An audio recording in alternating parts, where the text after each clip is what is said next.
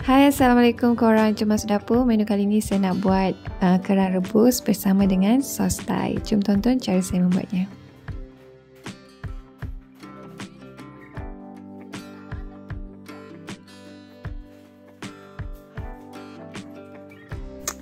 Okey, ini ada kerang. Kerang ni perlu dicuci dulu sehingga bersih.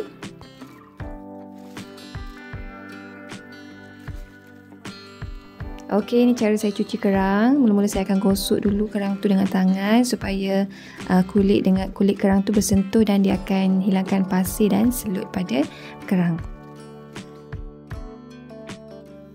Kemudian kerang tu saya masukkan dalam bekas, letakkan sedikit garam, ramas-ramas sehingga kotoran tanggal pada kulit kerang.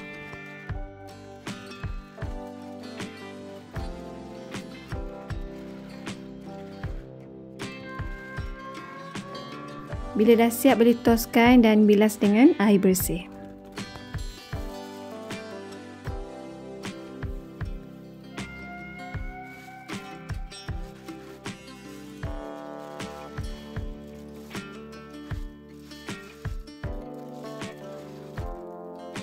Lepas tu bolehlah didihkan air. Bila air dah mendidih, bolehlah masukkan bawang putih, halia dan serai.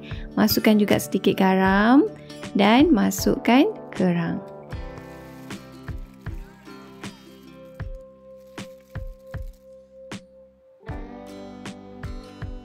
So, tutup dan rebus kerang ni selama 5 minit sahaja. Okey, bila dah siap, bolehlah kacau sekejap. Lepas tu, toskan dia.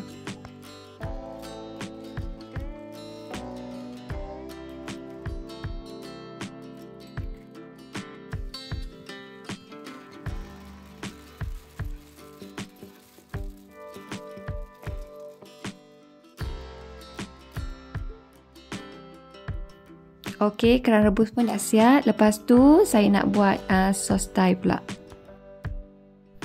Okey, antara bahan yang digunakan untuk buat sos Thai ada daun ketumbar, bawang putih, cili padi, air perahan limau, gula karbon Thai dan juga sos ikan.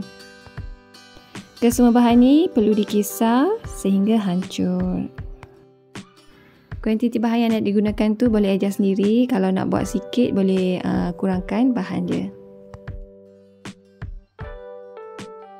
Dulu-dulu kalau makan kerang rebus ni guna sos umi saja, tapi sekarang ni kita buat sos Thai.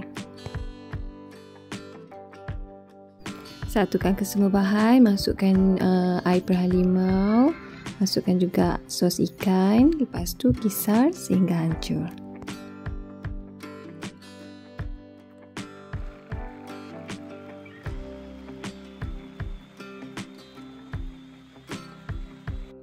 Okey, dan ini hasil sos Thai yang telah siap dikisar.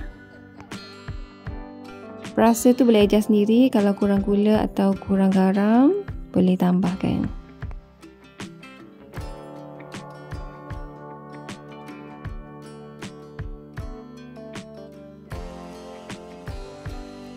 Okey, nampaknya kerang rebus dan sos Thai saya dah siap. Bolehlah dihidang.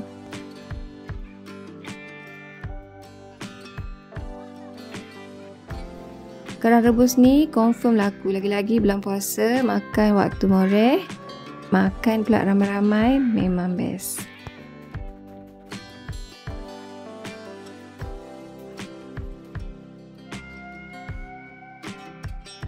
Okeylah korang, itu saja perkongsian daripada saya untuk kali ni. Thank you korang for watching. Bye. Jumpa lagi.